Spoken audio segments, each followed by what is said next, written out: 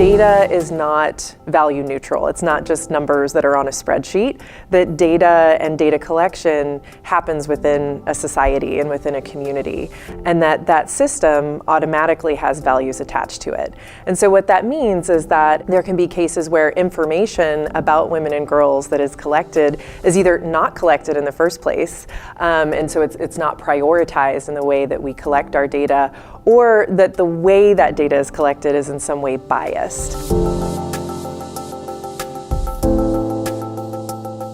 First of all, most of the data that we are traditionally been collecting is aggregate data based on a household, based on a farm, or at the region or a country level.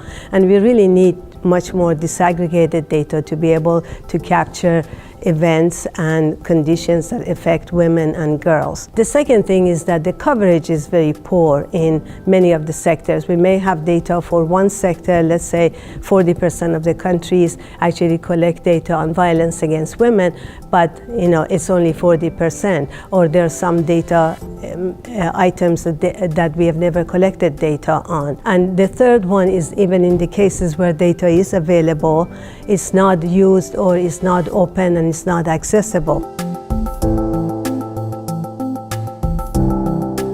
Well, for me, biased data means bad data, and bad data basically leads into bad policies and bad decisions. And if what we're trying to do in global development and achieving the Sustainable Development Goals is to build a pathway to achieving those goals, to build a pathway to global prosperity for all, then we have to have reliable and accurate and comparable information globally in order to know where we're going, to know where we need to course correct, and frankly to know whether we've achieved what we set out to achieve. But another thing that's really important to consider is that if we don't have gender data, and if we're working off of the wrong songbook, then we risk further entrenching some of those gender biases that already exist. So if we just perpetuate a system where we have bad data or no data, then it's just going to kind of keep us in this cycle.